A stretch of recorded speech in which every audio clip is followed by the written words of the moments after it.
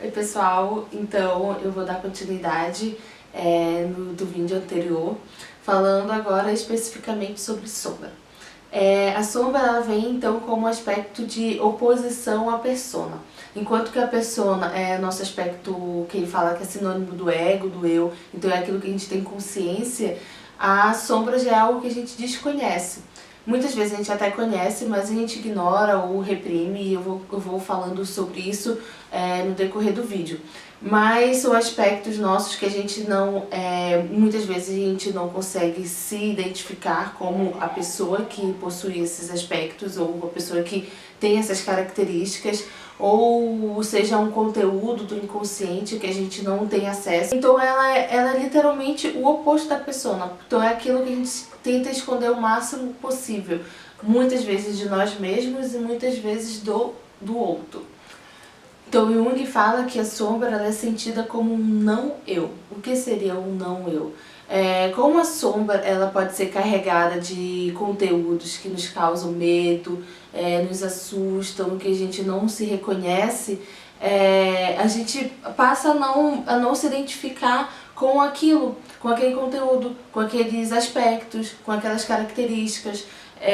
Então a gente entende que muitas vezes nós somos aquele senso comum, né? Que está na consciência, que está na persona. Ah, eu sou isso, eu faço aquilo, eu sinto isso, eu sinto aquilo outro. Mas existem aspectos nossos que estão no nosso inconsciente.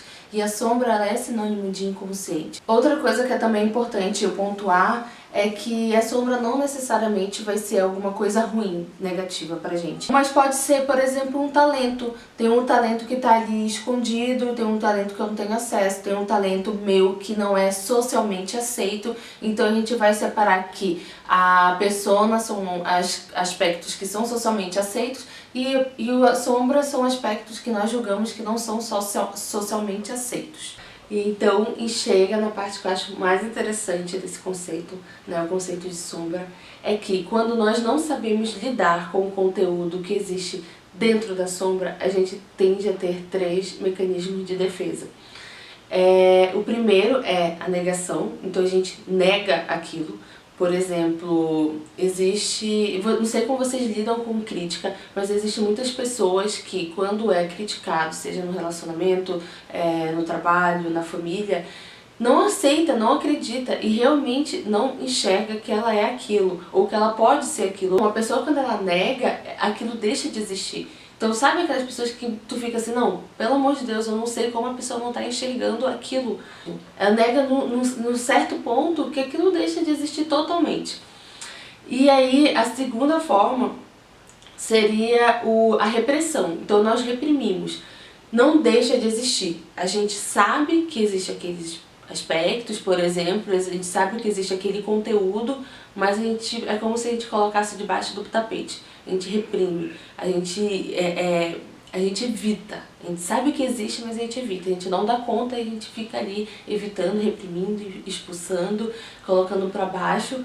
Mas, gente, nenhum conteúdo ele deixa de existir.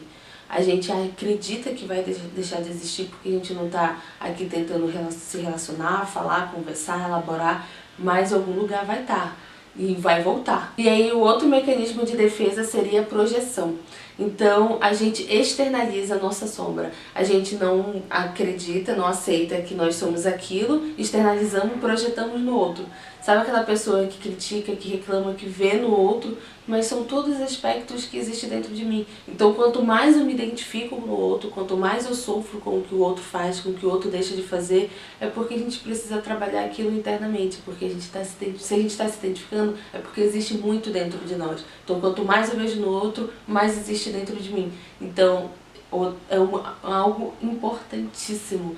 Eu acho que é o recheio desse vídeo aqui, a gente perceber esses aspectos e como que a gente lida com a nossa sombra, a gente perceber o que a gente está manifestando, quais são os papéis que nós estamos atuando, como que a gente se identifica com a pessoa, quando a gente estiver ali se incomodando e reclamando e se identificando com o outro, para e reflete, por que eu estou me identificando tanto assim com o outro?